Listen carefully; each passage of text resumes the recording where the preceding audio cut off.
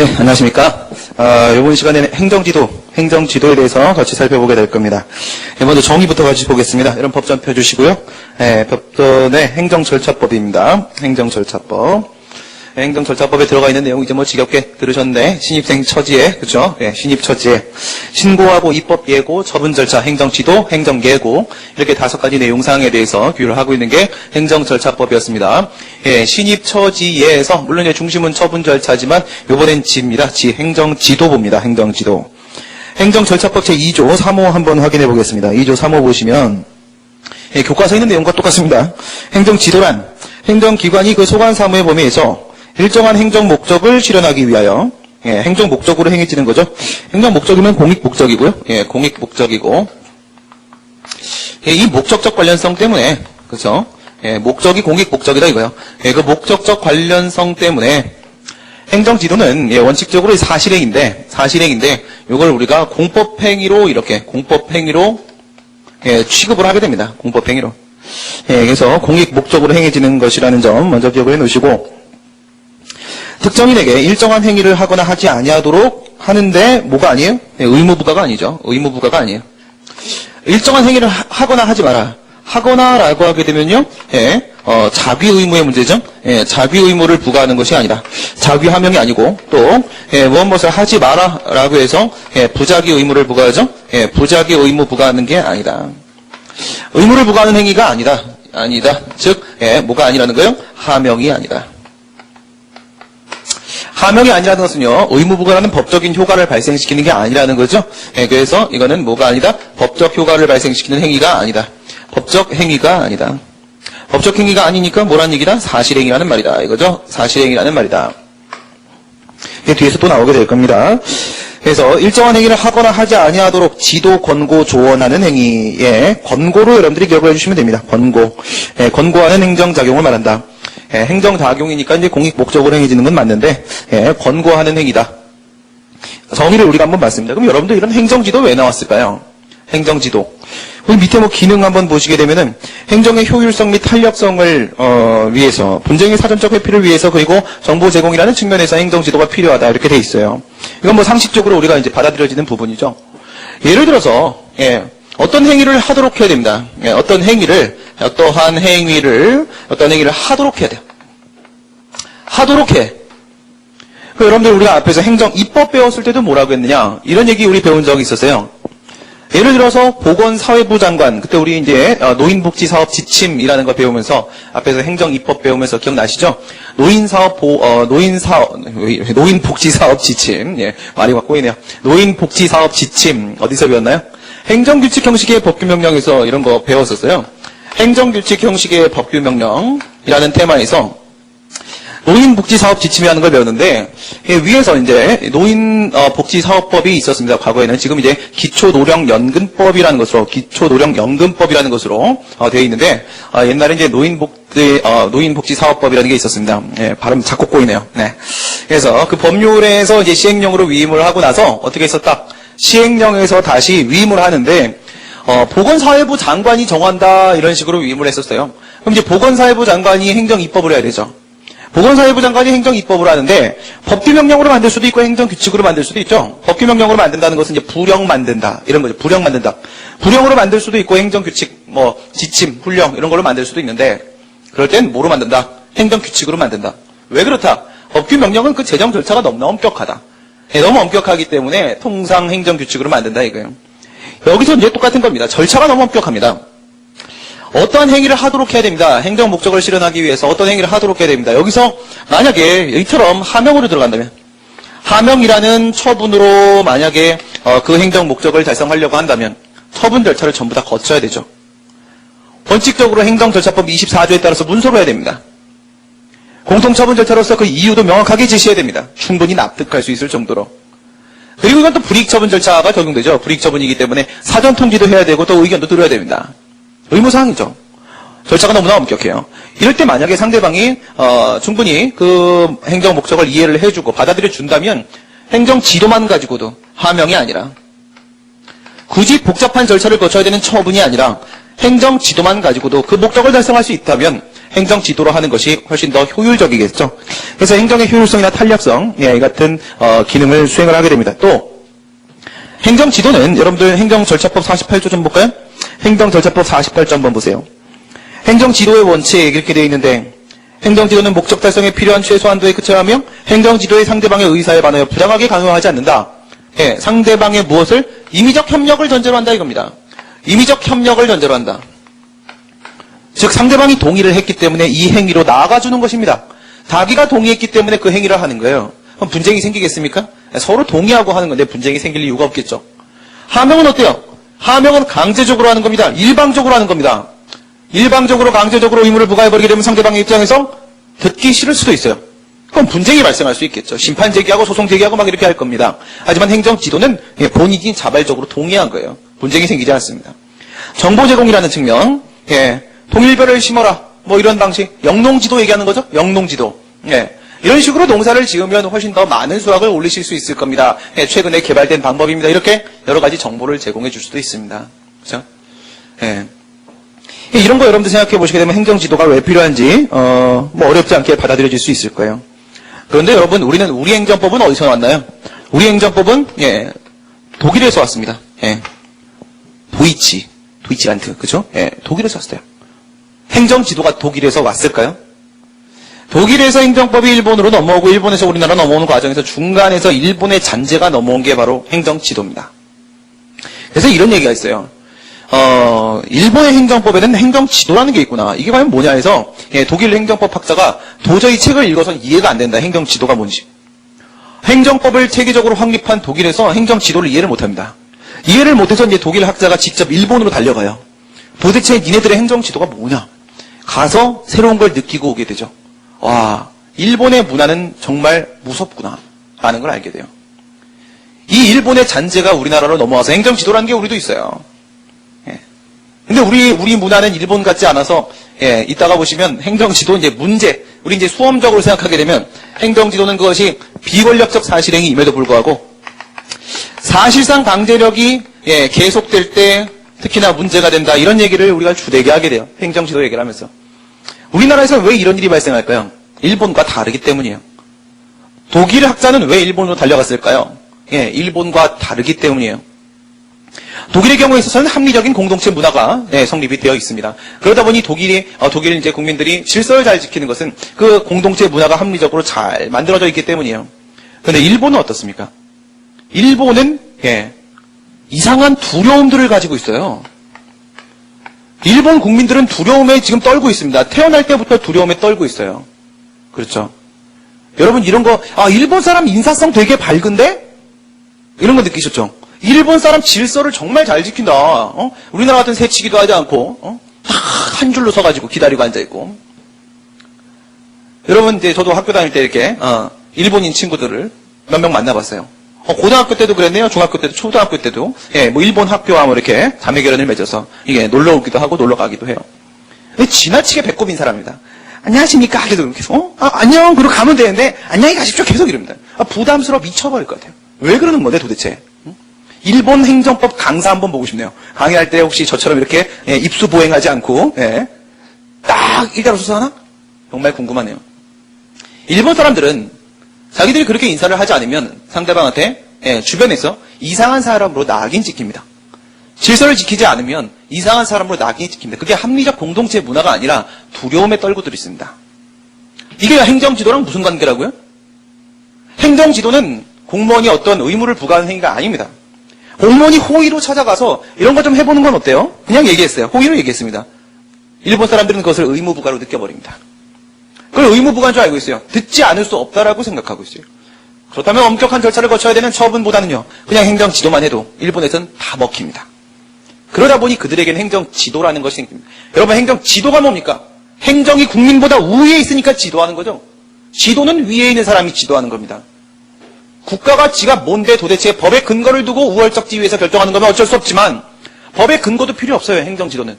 비권력적 행위, 사실행위는 우리 법률요구 원칙 적용 안 된다고 그랬잖아요. 법의 근거도 없는데 그렇죠? 국민의 대표자가 만든 법의 근거를 두고 있는 것도 아닌데 공무원이 지가 뭔데 와서 지도를 합니까? 그렇죠? 일본은 그런 지도라면 하명으로 받아들이고 그대로 따릅니다. 그러다 보니 일본 행정법에는 행정지도라는 게 있는 거예요. 근데 우리는 또 일본의 잔재를 청산하지 못했기 때문에 행정지도를 또 수험적으로 또 하나 또 공부해야 되는 겁니다. 덕기심을 불태웁시다. 네, 그렇죠. 네. 약간 일본 때문에 그냥 우리가 어려움이 많아. 그렇죠? 네, 힘듭니다. 네, 아무튼 뭐 시험에 나오니까 내용은 봐야겠죠. 안 하고 싶어요. 그렇죠? 행정기관이 판례에 따르게 되면 일정한 행정 목적을 실현하기 위하여 권고 등의 비강제적인 수단을 사용하여라고 되어 있습니다. 비강제적인 수단. 상대방의 자발적 협력이나 동의를 구해서 행하는 것이 바로 행정지도다. 행정절차법 48조 2항에서 그렇게 되어 있었죠? 뭐라고 되어 있었나요? 1항입니다. 저 왜 이러죠? 1항에서 상대방의 의사에 반하여 부당하게 강요해서는 안 된다. 비강제적인 수단입니다.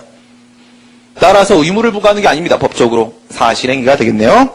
예, 법적 성질을 보겠습니다. 비권력적 사실행위. 행정지도는 상대방의 임의적 협력, 자발적 동의랑 같은 표현이죠. 예, 전제로 하게 된다. 강제성이 없다. 따르지 않을 수 있음. 예, 이거예요. 예? 바로 이런 거죠. 우리나라의 남자들 중에 가부장제적인 사고를 하는 사람들, 일본 가사라. 그럼 거기 가서 만족하며 살 수 있을 테니까. 그렇죠. 우리나라 공무원 중에서 마초맨들이 바로 이런 짓을 하는 겁니다. 자기가 노량진에서 공부해가지고 3년 공부해서 공무원이 됐다고 해서 국민들을 깔아보고 이렇게 그렇게 취급하려고 하면 안 되죠. 법에 근거 없으면 자기는 할 수 있는 거 아무것도 없는 게 맞는 거예요. 그럼에도 불구하고 우리 공무원들도 이렇게 생각하죠. 원칙적으로 따르지 않아도 되는 것이 바로 행정지도인데 일본에서는 따르더라 이거지. 따르더라. 그러니까 우리도 가갖고 행정지도니 이런 소리 하면서 법에 근거도 없는데 계속 찾아가가지고 종용하고 사실상 의무 부과하는 거나 마찬가지 행위를 하는 겁니다. 이런 일이 생기면 어떻게 돼요? 이건 하명과 마찬가지 상황이죠. 하명이 위법한 행위가 만약에 위법한 내용으로 의무를 부과하게 되면 우리는 여기다가 소송 제기할 수 있죠. 이럴 때도 권리 침해, 준한 상황이 발생했다라고 봐서 소송을 제기할 수 있도록 받아줍니다. 사실상 강제력이 미칠 때가 문제인데 원칙이 뭐니까 따르지 않아도 되는 것이니까 그렇죠. 48조 1항 후문에서 임의성 원칙에 대한 명시적인 규정을 따로 두고 있습니다. 그 다음에 항상 뭐가 필요하죠? 이렇게 원칙을 세워놨으면 그 원칙을 위반했을 때 대비책이 중요하죠. 48조 2항입니다. 행정기관은 행정지도의 상대방의 행정지도에 따르지 아니했다는 것을 이유로 안 따라도 되는 거니까 따르지 않았다는 것을 이유로 불이익한 조치를 해서는 안 된다. 불이익한 조치를 또 하면 어떻게? 그 다음 또 우리가 또 대비해야 되죠? 불이익한 조치를 하면 48조 2항 위반이니까 위법. 근데 조심해야 될 게 있어요. 뭘 조심한다? 여러분, 이 행정절차법이 이게 실체법입니까? 아니죠. 이건 단순한 절차 규정입니다. 여기에 위반된 건 맞는데 이거를 실체법이 아니기 때문에 성문법 위반이 아닙니다. 행정지도를 따르지 않았다고 해서 불이익 조치를 하면 위법이에요. 위법은 위법인데 성문법 위반에 따른 위법이 아니에요. 불문법 위반에 따른 위법입니다. 여러분, 행정절차법 4조 2항 한번 보실래요? 참고 삼아서 한번 볼게요. 행정절차법 4조 2항에 보면 뭐 있어요? 신의 성실의 원칙, 신뢰보호 원칙에 대한 내용이 있습니다. 행정절차법 4조 1항에는 신의 성실의 원칙에 대한 규정을 두고 있고 2항에서 행정청이 법령 등의 해석이나 관행이 일반적으로 국민들에게 받아들여졌을 때, 즉 국민들이 그 같은 해석이나 관행을 신뢰했을 때, 근데 그 신뢰가 정당한 신뢰일 때, 공익이나 제3자의 정당한 이익을 현저히 해칠 우려가 있는 경우를 제외하고는 뭔가 또 다른 고려를 해야 될 이익이 있지 않는 이상, 이건 뭐 대부분 일반 처분이나 제3자효 행정행위에서 이렇게 되는데요. 새로운 해석이나 관행에 따라 소급해서 불리하게 처리해서는 안 된다. 신뢰보호 원칙이죠. 상대방의 국민의 신뢰를 보호하라는 거죠. 그러면 여러분들 행정절차법 4조 2항에 신뢰보호 원칙에 대한 규정이 있으니까 신뢰보호 원칙은 성문법입니까? 성문법원이 아니죠. 불문법원입니다. 그냥 확인시켜 놓고 있는 것밖에 없는 거예요. 이게 48조 2항도 마찬가지인 거예요. 48조 1항에서 엄연히 강요하지 말라고 했는데 만약에 그것을 따르지 않았다고 불이익한 조치를 할 수 있다면 이건 뭐 사실상 강요 아닙니까? 그래서 2항은 무엇이다? 이것은 불문법원이라고 여러분들이 보시는 게 맞고, 그래서 불이익 조치를 하게 되면 위법은 위법인데 무슨 위법이다? 재량의 하자예요. 재량의 하자. 그죠? 이게 성문법 위반이 아닙니다. 사실행위 보시게 되면 행정지도는 그 자체로서 아무런 법적 효과를 발생시키지 않는, 옆에 써놓으시고요. 의무부가 X죠. 법적 효과를 발생시킨다면 정의가 뭔데? 어떤 행위를 하거나 하지 아니하도록 하는 거죠. 그러면 의무를 부과하는 문제냐 아니냐, 이게 문제가 되는 거죠. 의무를 부과하면 법적 효과가 발생하는 건데 그게 아니라는 거예요. 의무 부과가 아니라, 따라서 이것은 법적 효과를 동반하지 않기 때문에 법적 행위가 아니고 사실행위인 겁니다. 그럼 비권력적 사실행위네요. 비권력적 사실행위. 그 다음 행정처분성. 이거는 뭐 저희가 따로 또 다룰 이유는 없는 겁니다. 어디서 나오죠? 행정행위, 그리고 항고소송상 대상적격, 이런 테마들 가시게 되면 형식적 행정행위 논의 들어가죠. 예, 뭐 길게 말씀드리지는 않겠습니다. 행정소송법이죠. 행정소송법 2조 1항 1호에, 그리고 행정심판법이죠. 행정심판법 2조 1호에 뭐에 대한 규정이 있다? 처분에 대한 규정이 있다. 그리고 이제 이 처분이어야지만 여기다가 심판이나 소송을 제기할 수가 있죠. 그래서 이렇게 하는 겁니다. 요게 처분이다. 그리고 여기까지가 뭐다? 행정행위다. 그렇죠? 처분과 행정행위의 개념이 서로 개념 범위가 다른 것. 우리 이런 거를 뭐라고 부른다? 처분 개념 이원론이라고 부르죠. 처분 개념 이원론이라고 부릅니다. 이원론에 따르게 되면 행정행위가 아닌 영역이 존재하고 있죠. 여기를 우리가 형식적 처분 영역이다라고 부릅니다. 형식적 처분 영역. 이 형식적 처분 영역에 행정행위 외의 행정작용이 여기에 이제 포함이 되게 되면, 그죠? 행정행위 외의 행정작용이.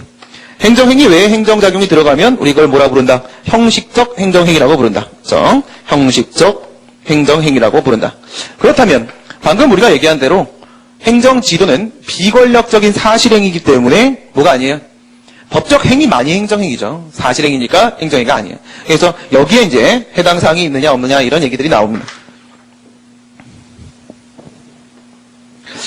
판례를 보시게 되면 전기 공급 불가 회신이라는 게 있는데, 이 전기 공급 불가 회신이 뭐냐면 한전에서 말이에요. 지방자치단체장한테 이 건물에 전기를 넣는 게 맞나요? 전기를 넣지 않는 게 맞나요? 라고 문의를 했어요. 어디서요? 한전에서 지자체장한테 관할 지역에 있는 건물이 있었는데 이 건물에다가 전기를 공급할까요 말까요? 이랬더니 이제 지방자치단체장이 뭐라고 했냐면 이 판례에서 그 건물은 불법 건축물입니다. 불법 건축물이기 때문에 전기 공급을 하지 않는 게 맞겠습니다라는 회신을 해줬습니다. 전기 공급 불가 회신이죠. 요건 이제 뭐에 해당하냐면 이 전기 공급 불가 회신이라는 것은 여러분들 건축법에 보면요. 건축법 이제 11조에 보게 되면 이제 건물을 지으려면 건축 허가를 받아야 된다라는 규정이 11조에 있고 79조에 보면요. 79조 1항에는 철거 명령 같은 거. 위법 건축물에 대한 철거 명령 등의 시정 명령에 대한 조항이 있고 그다음에 2항과 3항에 뭐가 있냐? 2항에 여기는 이제 관어사업제한 요청 이런 내용이 있고 그다음에 이제 3항에는 관어사업 제한 규정이 있어요. 근데 지금은 없어졌는데 예전에 국법에 따르게 되면 국법에 보면 여기 뭐가 있었냐? 공급 거부가 있었어요. 공급 거부 요청 그리고 공급 거부. 어떤 거 말하는 거예요?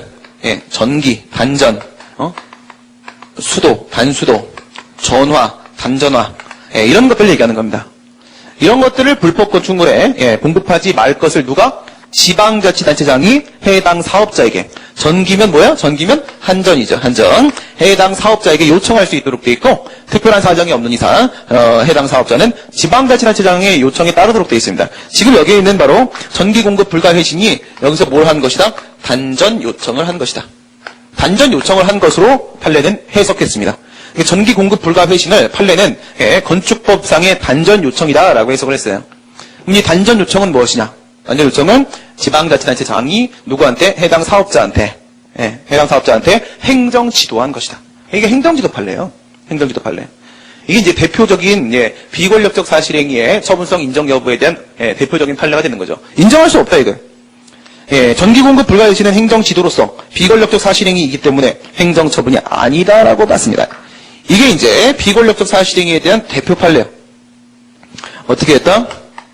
전기 공급 이건 이제 다른 데서 계속 나오니까 여러분 잘 들어 놓으시면 됩니다. 전기 공급 불가 회신은 무엇이다? 이것은 단전 요청 행위다. 이렇게 해석을 했고요. 판례가 단전 요청은 행정 지도다. 이렇게 해석을 했고요. 그 다음에 행정 지도는 비권력적 사실행위다. 행정 지도는 비권력적 사실행위다. 이렇게 해석을 했고요. 비권력적 사실행위는 뭐가 아니기 때문에 법적 행위가 아니기 때문에 의무를 부과한 게 아니기 때문에 뭐가 아니다. 처분이 아니다. 이렇게 해석한 판례예요. 알겠죠? 그런데 원칙적으로는 이렇게 인정하기가 힘들죠. 왜 인정하기가 힘들어요? 이게 이게 만약에 의무부가한 하게 되면, 이게 의무부가한 하명이다. 라고 하게 되면, 여기다가 취소를 제기해서 취소 판결이 나오면 그 의무가 제거가 되죠. 의무가 제거가 돼요. 즉, 권리 의무라는 법률 관계에 영향을 미치죠. 그렇게 보면은 이제 취소 소송은 취소 판결을 통해서 의무를 제거하는 것이다. 예, 권리 의무에 영향을 미치는 것이다. 형성 소송이다라고 말할 수가 있어요. 그런데 그게 아니라 사실행위로 보게 되면 의무부가한 것이 아니라 사실행위라고 보게 되면 사실행위에 대해서 취소 소송을 제기해서 취소 판결을 받아봐야 뭡니까? 이건 아무런 법적 효과가 없었잖아요. 그러면 이 사실행위가 예, 위법하다는 것, 위법하다는 사실을 예, 확인한 것밖에 안 돼요. 위법하다는 확인을 받은 것밖에 안 되죠. 그럼 이거는 법률관계에 영향을 미치는 그런 소송이 아니기 때문에 예, 이것은 형성소송이 아니라 확인소송이다. 이렇게 받아들이게 되는 거예요. 원칙적으로 이제 사실행위는 취소송이나 행정심판의 대상이 될 수 없는 게 맞습니다. 예, 다만 이제 판례 이제 뒤에 보시면 행정처분과 같은 외형을 갖추고 있어서 국민이 그것을 처분으로 느끼는 겁니다. 여러분, 행정지도를 국민이 처분이 아닌데 원래 처분으로 느낀다면 뭘로 느끼는 거예요? 어떤 처분으로? 하명처분으로 느끼는 거죠. 나한테 의무를 부과하고 있는 게 아닌가? 내가 지금 의무 부과받고 있지 않나 지금? 이렇게 느낀다면 상대방이 이를 행정처분으로 인식할 정도라고 하게 되면 그 불이익이나 불안감을 제거하기 위해서 처분성을 인정시키는 것이 맞다. 이 논의가 바로 뭐다? 우리 아까 얘기했던 행정지도를 하면서 예, 공무원이 여기가 일본인 줄 알고 사실상 강제력을 미치려고 자꾸 찾아와서 예, 종용하고 협박하고 하게 되면 이건 이제부터 법적으로 처분으로 처분으로 봐준다는 겁니다. 처분으로 봐준다. 예. 그래서 예외적으로 처분성을 이렇게 인정시킬 때도 있다. 그죠? 그러면 그때 행정지도는 바로 뭐에 해당한다? 예, 처분에 해당하고 행정지도는 예, 이럴 때 판례는 뭐라고 하냐면 더 이상 행정지도가 아니다 그래요. 더 이상 행정지도가 아니다. 예, 요 시점에서 우리 비권력적 사실행위를 행정행위가 아닌데 예외적으로 처분으로 인정하는 경우, 즉 형식적 행정행위를 인정하는 경우 세 가지 한번 생각해 보겠습니다. 예, 첫 번째 행정지도가 있어요. 행정지도. 그다음 두 번째 위반 사실 공표, 명단 공표가 있고, 그다음 세 번째 예, 신고에 대한 수리 거부. 예, 예, 여기서 이제 이걸 다 설명드리기는 힘드니까 앞에서 배운 것과 뒤에서 배울 것들 여러분들 고려해서 먼저 옆에다가 가피를 해놓으시기 바랍니다. 이것도 비권력적 사실행위, 이것도 비권력적 사실행위, 예, 그 다음 이것도 비권력적 사실행위예요. 전부 다 비권력적 사실행위인데 예외적으로 얘는 사실상 강제력을 미치는 경우에 처분성을 인정하고요. 얘는요, 예, 인격권, 프라이버시권에 영향을 미치기 때문에 인격권, 프라이버시권 침해로 연결되기 때문에 처분으로 인정을 하고요. 얘는 장래의 위험이 존재하는 경우에 예외적으로 처분으로 인정을 합니다. 문제가 나와봐야 이런 것밖에 없다. 자, 밑에 종류 보겠습니다. 조성적 지도, 조정적 지도, 규제적 지도 이렇게 했는데 규제적 지도 옆에다가 별표 쳐놓으시고 문제는 항상 규제적 지도로 출제할 수밖에 없습니다. 네, 조성적 지도, 영농 지도, 중소기업 경영지도, 이거 진짜 가서, 예, 교육시켜주고 그래요. 교육시켜주고. 예, 정보 제공이죠. 아까 보신 대로 정보 제공의 의미를 많이 담고 있습니다. 생활 개선 지도, 예, 장학 지도, 뭐 이런 것도 있을 수 있고, 그렇죠? 예, 그 다음에, 교육부 장관의 뭐 학칙 시정 요구, 이런 것도 있을 수 있어요. 학칙이, 예, 잘못되었다라고 해서 교육부 장관이, 예, 학교 총장에게 학칙을 시정하라라고 이렇게 요구하는 것들도 이렇게 있을 수가 있고요. 예, 그리고, 이런 것도 있을 수 있죠. 뒤에 이제 강론에 가게 되면 불심검문이라는 걸 배워요. 경찰관 직무집행법 제3조에 따라서 불심검문이라는 걸 배우는데 불심검문 이거는 예, 경찰관 직무집행법 경직법 3조에 있습니다. 3조에. 불심검문은 경찰관이 그 거동불심자를 봤을 때, 그죠? 예, 의심이 되는 사람을 봤을 때, 이제 거동불심자로부터 정보를 수집해서 그 의심을 해소하는 그러한 작용을 우리가 불심검문이라고 해요. 의심을 해소하는 작용이에요. 이제 여기서 이루어지는 것들 중에서 예, 이런 게 있는데, 제일 먼저 정지. 예, 우선 경찰관 앞에 움직이지 않게 딱 멈춰놓는 상태예요. 정지를 시키고, 예, 그다음에 이제 질문을 하게 됩니다. 질문을 하고, 예, 그다음 세 번째 동행 요구라는 게 있어요. 동행 요구. 그다음에 네 번째 소지품 검사라는 게 있는데, 이것도 이제 뒤에서 이제 경찰법 가게 되면 자세히 배웁니다. 이 동행 요구 이게 뭘까요? 동행 요구가 부신검문 당해보신 분들 있으시죠? 예, 부신검문 뭐 살다 보면 뭐 한두 번쯤 다 경험을 하게 됩니다. 예, 동행 요구하는 것은 이제 경찰관이 봤을 때 그 거동불심자가 현장에서 질문을 받게 되면은 좀 불이익한 상황이 있을 수 있겠다 싶은 판단이 들면, 예, 지구대로 이제 파출소로 가서, 예, 거기 가서 질문을 하겠다라고 동행을 요구할 수 있습니다. 그런데 이 동행 요구는, 상대방이 거부해도 돼요. 예, 거부가 가능해요. 즉 상대방이 동의를 해줘야지만 따라가는 겁니다. 그래서 우리 이걸 뭐라고 부른다? 임의동행이라고 그래요. 임의동행. 상대방의 협력을 바탕으로 동행을 할 수가 있는 거죠. 그래서 요것도 바로 뭐요? 상대방의 협력을 바탕으로 하는구나. 행정지도라고 봅니다. 행정지도. 밑에 조정적 지도 보시게 되면, 예, 이런 경우는 이제 제일 많은 게 우리나라 같은 경우는 뭐요? 예, 노사간, 기업간. 옛날에, 예, 삼성이랑 현대랑, 예, 한판 제대로 붙은 적이 한 번 있었죠. 기업 간 분쟁이나 뭐 노사 분쟁은 뭐 대부분의 기업들이 이제 문제가 되는, 예, 골머리가 썩는 그런 부분이고요. 노사 간 기업 간의 이해관계가, 예, 굉장히 첨예하죠. 이해관계가 첨예하게 대립합니다. 이런 경우에 이제 조정적 지도를 들어가게 돼요. 예, 중복 투자 조정지도, 구조조정 조정지도, 예, 구조조정지도. 이건 뭐예요? 일방적으로 구조조정을 통해서 노동자의 희생만, 근로자의 희생만 요구하면 안 된다라고 해서, 예, 들어가서 이제 조정을 하게 됩니다. 노사 분쟁지도, 수출량 조절지도. 예, 요건 이제 수출량 조절지도는 이제 어느 기업은 수출을 이만큼 하고 어느 기업은 수출 이만큼 해라 이런 것들을 이제 잘 균형 있게 조정을 해주는 거예요. 예, 이런 게 바로 조정적 지도. 그런데 이런 건 이제 우리 행정법 시험에서는 이제 큰 의미가 없어요. 왜 그럴까요?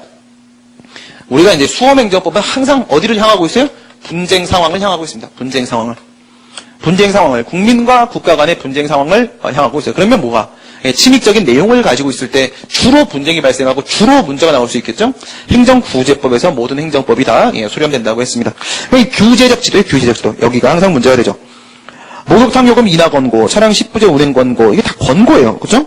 예, 영업시간 단축 권고, 예, 뭐, 심야에는 영업하지 마라, 뭐, 이런 거, 단축 권고. 네. 뭐 이런 거 말고도 또 뭐 있을까요? 뭐 투기적 거래 중지 권고, 투기적인 거래를 하지 못하도록 중지하는 권고도 있을 수 있고, 공정거래법에 따르게 되면요, 부당 내부 거래 행위 뭐 이런 것들에 대해서 중지 권고를 하기도 합니다. 공정거래법상의 행정지도가 굉장히 많아요. 예, 그다음 세무당국의 뭐 주류거래 중지 요청 이런 거 요청 이런 표현 요청, 예, 요청 권고 이런 거 등장하면 이거 다 행정지도입니다. 행정지도. 뭐 또는 불법 건축물에 대해서 자진 철거 촉구. 불법 건축물에 대해서 철거 명령을 하는 게 아니에요. 자진 철거 촉구를 해. 이런 것도 이제 교수님 사례집을 보면 이제 가끔 등장을 해요. 예, 불법 건축물에 대해서 명령을 하지 않고 자진 철거를 하도록 촉구를 해요. 이런 것도 바로 행정지도에 해당한다고 보겠습니다. 행정지도에 해당을 합니다. 이때 이제 행정지도의 종류가 나와 있는데요. 여긴 뭐 다른 것보다는 여러분들이 뭘 좀 기억을 해주시냐면, 행정기관에게 행하는 행정지도도 있을 수 있다. 행정기관에게 행하는 행정지도도, 예, 있을 수 있다라는 거, 이걸 여러분들이 좀 기억을 해주세요. 그러니까 일반적인 행정지도는 물론 이제 행정주체와 국민, 행정객체 사이에서 이루어지는 거죠. 근데 행정기관과 행정기관 간에도, 예, 행정지도가 있을 수가 있어요. 뭐 대표적이진 않은데, 예, 대표적이지 않은 예를 하나 들어볼까요? 예, 대표적이지 않은 예를 들어드리겠습니다. 시험에 안 나오는 예를. 예, 미친 거죠, 지금? 그쵸? 네, 시험에 안 나오는 얘기. 여러분, 김강자 씨 아나요? 김강자 씨. 예, 뭐, 이분을 제가 폄하하려고 하는 게 아니라, 예, 이름도 강자십니다. 약자가 아니고, 예, 김약자가 아니고, 김강자예요. 예, 굉장히 강하십니다. 이게 이름 딱 보면 여자분이죠? 예, 여성분입니다. 이분 누구죠? 빨리 손 들고 얘기해요. 네. 손을 들 사람이 없네요? 이분이 바로 종암경찰서장이시죠. 종암경찰서장. 인제 기억나시죠? 아직도 기억이 안 나시면, 예. 여자 경찰서장으로, 미아리 텍사스촌이라는 대표적인 그 집장촌에서, 예, 미성년자들의 성매매를, 예, 단절시키겠다라는 거를, 기자회견하고 선언하고 아주 공격적으로 집행을 들어가셨던 분입니다. 예. 김강자 씨라고 있었는데, 네. 이분이 이제, 그 미아리 집장촌에 경찰들을 배치를 해요. 배치를 하는데, 그래도 이제 소용이 없는 거지. 그래서 이제 어떻게 하냐? 거기다가, 예, 전기 공급을 끊어버리려고 합니다. 이렇게 생각하지 마시고, 어두워지면 성매매가 더 자유롭게 이루어지지 않을까 생각하지 마시고, 어쨌든, 그 건물을 사용하지 못하게 하려고 하는 거예요. 예, 전기 공급을 끊어버리려고 합니다. 그래서 이 김강자 서장이 누구에게 공문을 보내냐면, 단전 요청은 지방자치단체장이 해야 돼요. 서장이 할 수 있는 게 아니거든요. 그래서 성북서가 뭐였어요? 예. 성북구청장이죠. 종암서 성북서 그게 아니고 성북구청장. 예, 여기 이제 서울지리 모르시는 분들은 이제 저희 학교 옆이어서 잘 알고 있는데, 예, 여기는 이제 종암동이에요. 종암동. 성북구고요. 성북구 종암동이기 때문에 종암경찰서장. 물론 이제 성북경찰서도 있어요. 근데 성북구니까 성북구청장. 지방자치단체장 성북구청장한테 그때 공문을 보냈어요. 공문을 보내. 그럼 이제 성북구청장이 누구한테? 한전한테 단전 요청을 해요. 단전 요청을. 그래서 어떻게 됐을까요? 결론이. 그래서 한전에서 단전을 하러 갔어요. 성공했을까? 실패했을까? 실패했습니다. 왜 실패했을까요? 한전 직원들이 나갔더니 이제 전봇대를 타고 올라가서 끊으려고 하는데 그 밑에 조폭들이 쫙 이렇게 앉아 있어요.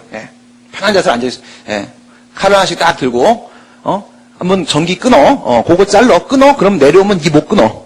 내려오면 못 끊어. 끊어. 그래서 한전 직원들이 겁을 먹어서 결국 전기를 끊지 못했어요. 여기서 행정지도는 이게 행정지도죠. 단전 요청. 성북구청장이 누구한테? 한전에다가 단전 요청, 전기를 끊어달라라고 이렇게 권고를 하는 겁니다. 이런 걸 우리가 행정지도라고 해요. 행정지도.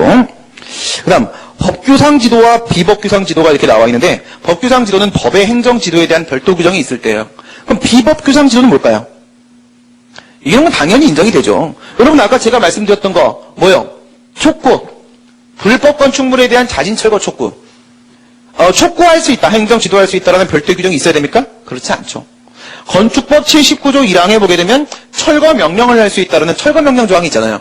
그럼 철거 명령, 하명을 할 수 있는 권한이 인정되면 행정지도는 당연히 그 권한에 근거해서 할 수 있는 거죠. 내가 굳이 당신한테 이렇게 강제적으로 일방적으로 철거 명령을 하기 전에 스스로 자진 철거하시는 게 좋습니다. 결국 철거 당하실 겁니다. 어쩔 수 없습니다. 지금 스스로 철거하시는 게 가장 바람직합니다. 라고 행정지도 들어가는 것은 철거 명령 권한에 근거해서 당연히 가능한 것입니다. 로마자 5번 넘어가시게 되면 근거와 한계를 보도록 할게요. 법적 근거가 따로 필요하겠는가? 원칙적으로 필요할까요? 필요 없죠. 법적 효과가 발생하는 게 아니기 때문에 법적 행위가 아니니까 원칙적으로 법률 원칙 적용 안 됩니다. 그럼 앞에 있는 조성적, 조정적, 규제적 지도 중에서 뭐가 특히 문제가 될까요? 규제적 지도죠. 침익적인 내용을 담고 있잖아요. 침익적 효과가 발생하면 법률여부 적용받죠? 그렇죠. 침해행정작용은 어떤 견해를 따른다고 할지라도 법률여부 적용을 받잖아요. 근데 이게 침익적 내용이란 말이죠. 규제시키는 건 당연히 침익적이잖아요. 침익적 내용이기 때문에 특히 규제적 지도에서 법률여부가 문제가 많이 됩니다. 학설 보시게 되면 행정지도는 상대방의 임의적 협력에 달려있다. 아무런 법적 효과가 동반되지 않는다. 그러면 뭐 따로 법적 근거 필요 없지 않은가. 이게 이제 원칙이죠. 그 다음 법적 근거 필요설.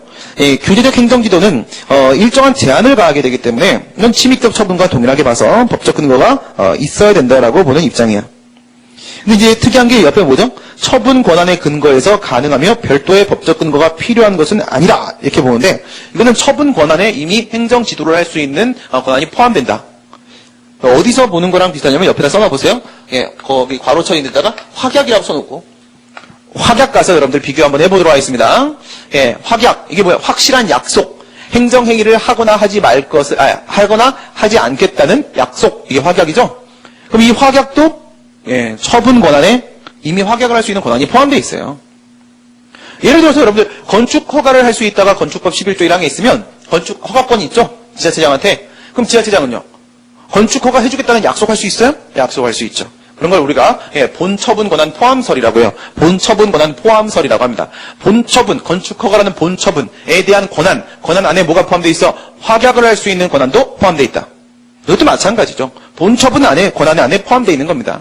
행정지도할 수 있죠. 철거 명령을 할 수 있는 권한이 있으면 철거 명령 관련된 행정지도를 할 수 있는 권한도 당연히 인정됩니다. 이런 식으로 주장을 하는 것이고 제한적 법적 근거 필요설은 우리가 아까 봤던 사실상 강제력이 미치는 경우에는 이때는 따로 별도의 법적 근거가 필요하다 이거예요. 그래서 이게 타당하다고 우리가 보겠는데 주주의 명백한 거부 의사에도 불구하고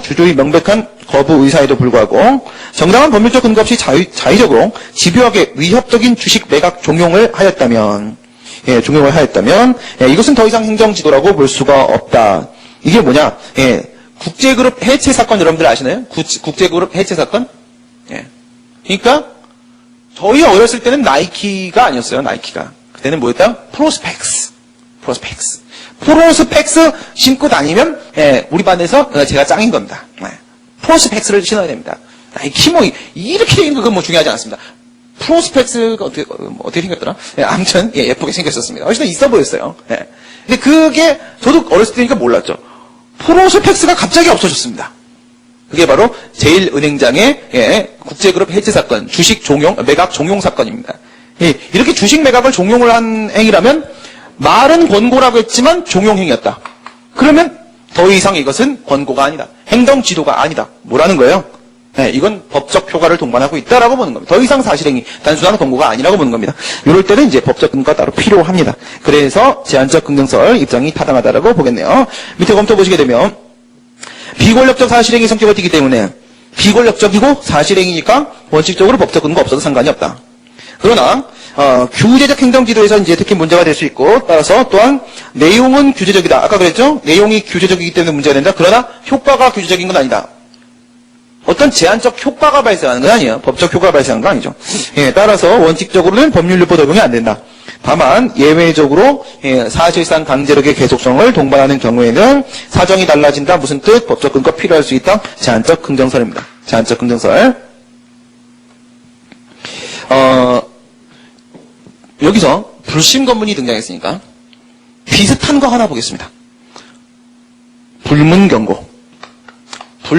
이것도 이제 행정지도의 일종인데요. 불문경고.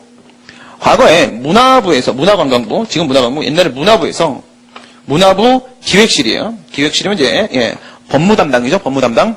기획실에서 갑이라는 공무원이 있었어요. 갑이라는 공무원이, 8년대요. 갑이라는 공무원이, 직근 상급 직원과 상급자와 뭘 했냐면, 누가 더 욕을 잘하는지 게임을 한 거예요. 누가 더 욕을 잘하는지. 게임을 하지는 않았겠죠. 서로 막 욕을 한 거예요. 이런 경우 많이 보죠. 군대에서도 그런 경우 있잖아요. 군대에서도. 병사들끼리는 뭐 비일비재하고, 그죠? 이등병이 병장 때리면, 이등병이 부대 정리하는 거죠. 뭐 이런 거 많이 있죠. 간부들끼리도 그런 거 있었어요. 간부들끼리도. 술 먹고는, 그때 저도 이제 그런 걸 봤는데, 부사관이 장교한테 엽차기를 했습니다. 날라차기로. 엽차기를 했어요. 그럼 어떻게 돼요? 원래는 징계를 받아야 되죠. 근데 이제 쪽팔리니까 다음날 회의에 이젠 더 이상 그러지 않겠음을 약속받고 잘못했습니다 이렇게 하면 넘어가 버리죠. 여기도 그런 사건이에요. 문화부에서 공무원이죠. 직원이 상급자와 욕게임을 한 겁니다. 막 욕을 하고 막 멱살 잡고 막 폭언하고 했어요. 그랬더니 이제 임용권자가 불문경고를 했어요. 불문경고하면서 뭐라고 했냐? 너에게 엄중히 경고하니 각별히 유념하기 바란다. 뭐야 이게? 이렇게 경고했어요. 이건 뭘까요? 행정지도예요. 다음부터 주의하라. 그러나 아무런 법적 효과가 없어요. 뭐 감봉도 아니고, 그렇죠? 뭐 파면 당연히 아니고 아무것도 아닙니다. 그래서 이건 뭐다? 이거는 행정지도다. 행정지도는 비권력적 사실이기 때문에 처분이 아니다라는 판례가 있습니다. 포건사건이에요. 포건사건. 근데 이 사건 말고 그 이후에 비슷한 사건이 한 번 또 등장을 합니다. 함양군 사건인데요. 함양군 사건. 함양군 공무원 불문경고 사건이 또 있었어요. 함양군 공무원 불문경고 사건. 여기서는 불문경고가 처분이다라고 판시합니다. 처분이다. 왜 그랬을까요? 이거는 그냥 진짜 행정지도로 끝났어요.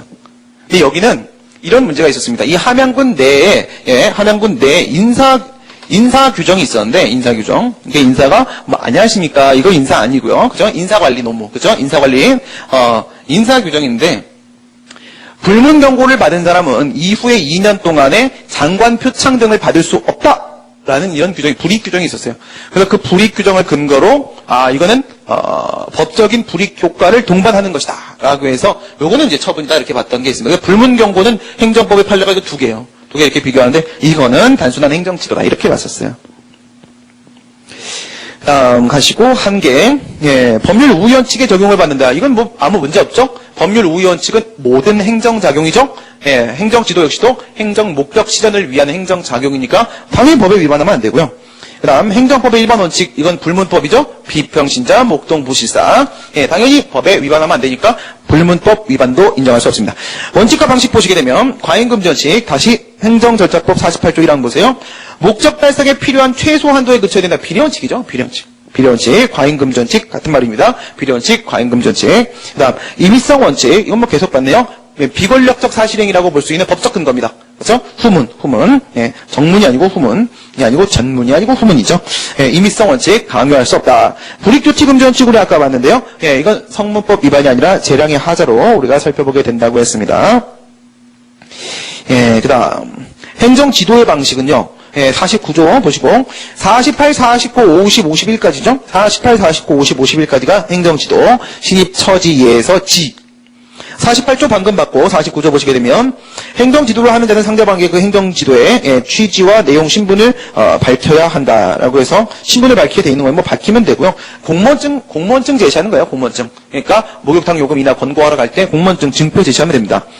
그 다음에 49조 2항 보시면 우선 구술로 할 수 있는데 행정지도가 말로 이루어지는 경우에 상대방이 서면교부를 요구하게 되면 서면교부를 해야 된다라고 해서 서면교부 청구권이 있는데, 예, 요거는 이제 뭐랑 달라요? 행정절차법 몇 조? 24조. 행정절차법 24조에 분명히 문서주의 원칙 규정이 있습니다. 서면주의 원칙 규정이 있지만, 이걸 왜 따로 만들어놔요? 행정지도 처분이 아니니까. 이건 처분 절차잖아요. 이거 처분이 아니니까. 처분이 아니니까 별도로 서면교부 청구권 규정을 따로 두고 있어요. 의견 제출을 할 수도 있고요. 공통사항은 이제 한두 명이 아니니까 공표토록 되어 있는 건 뭐 별거 없습니다. 그 다음 이제 로마타 7번의 권리구제 가시게 되면 행정쟁송을 제기한다. 원칙적으로 처분 아니면 행정쟁송 제기가 안 되겠죠. 여기 밑에 보시면 이제 촉구, 주류거래 중지 요청 이런 거 있죠. 예. 그래서 이런 건 이제 다 행정지도죠. 처분이 아닌데 처분이 아니면 원칙적으로 안 되지만 예외적으로 사실상 강제의 계획성을 미칠 때는 처분성 인정시킨다고 했습니다. 이런 걸 뭐라 부른다? 형식적 행정행위라고 부른다고 했어요. 형식적 행정행위. 가구제, 임시적 권리구제 제도 보시게 되면, 집행정지만 고려하시면 되죠. 집행정지 요건 한번 떠올려보세요. 요건 뭐 있어요? 1번, 적법한 본안 판단의 계속. 2번, 집행정지의 대상으로서의 처분. 3번, 회복하기 어려운 손해. 4번, 긴급한 필요가 인정되어야지만 집행정지가 가능합니다. 여기서 처분성 문제는 뭐다? 소송 요건. 그래서 적법한 본안 판단의 계속이라고 되어 있는 거예요. 옆에 써놓으시고요. 대상적격이죠. 대상적격. 취소 소송 자체가 대상적격이 인정이 안 되기 때문에 적법한 소송이 제기되는 것으로 볼 수가 없습니다. 집행정지는 적법한 소송이 존재함을 전제로 신청할 수 있는 거기 때문에 불가능하다. 손해배상. 손해배상은 뭘 고려한다? 배상 책임이 인정된 요건이 7개죠. 공무원 직무행위 집행하면서 고의 또는 과실, 법령 위반, 손해, 인과관계. 여기서 직무행위가 특히 문제가 돼요. 직무행위는 통설 판례에 따랐을 때 공법행위입니다. 우리가 일반적으로 공법행위라고 하게 되면 법적행위, 사실행위, 그리고 권력행위, 비권력행위를 불문해요. 비권력적 사실행위도 포함될 수 있습니다. 따라서 만약에 위법한 행정지도가 행해졌다라고 하게 되면은 그때는 손해배상 청구하는 데 있어서 직무행위는 인정될 수 있어요. 그런데 양가로 2번의 별표 100만 개. 왜 그러냐? 인과관계가 성립이 안 됩니다. 왜 그렇죠? 임의적 협력이에요. 누가 따르라고 했냐고요. 그러한 행정지도 때문에 이와 같은 손해가 발생했다라고 원인 결과 관계가 성립이 안 됩니다. 아니 누가 통일별을 심으라고 권고를 했지 하명을 했나? 강제적으로 하명을 했다라고 하게 되면 그 벼 심어서 손해 발생했으면 그러면 손해배상 가능하겠지. 하지만 행정지도는 자발적으로 동의해서 그 벼 심은 거 아닙니까? 그렇죠? 여기 인과관계가 깨집니다. 이건 굉장히 중요한 문제예요. 인과관계가 인정이 안 돼서 배상 책임이 인정될 수가 없습니다. 손실보상은요. 국가배상의 경우에 있어서는 비권력적인 사실행위도 역시 손해 발생의 그 원인 행위로서 다루어질 수 있지만 손실보상은 항상 권력적 행위입니다. 권력적 행위. 그래서 원칙적으로 불가능하다. 결과제거 청구나 헌법소는 여러분들 문제 출제 가능성이 그렇게 높지 않기 때문에 여러분들이 혼자서 읽어보시는 걸로 마무리하는 게 나을 것 같습니다. 그래서 지금 여기 손실보상까지 이야기함으로써 우리가 행정지도에 대한 이야기를 했는데 행정지도에서 제일 중요한 건 뭘까요? 일본의 잔재다. 그건 아니고요. 그죠? 뭐가 중에 비권력적 사실행위다. 그래서 처분성과 법률 여부. 처분성과 법률 여부. 문제가 조금 더 어렵게 나온다면 불이익조치 금전칙 위반, 재량의 하자 논의하는 거, 불이익조치 금전칙 위반, 예, 조금 어렵게 나오면 여기까지. 기본적으로 나오게 되면 처분성과 법률유보, 여러분들이 요거 두 개를 잘 기억해 놓으시면 되겠습니다. 지금까지 우리 행정지도에 대해서 함께 살펴봤습니다. 수고들 많이 하셨습니다. 수고하셨습니다.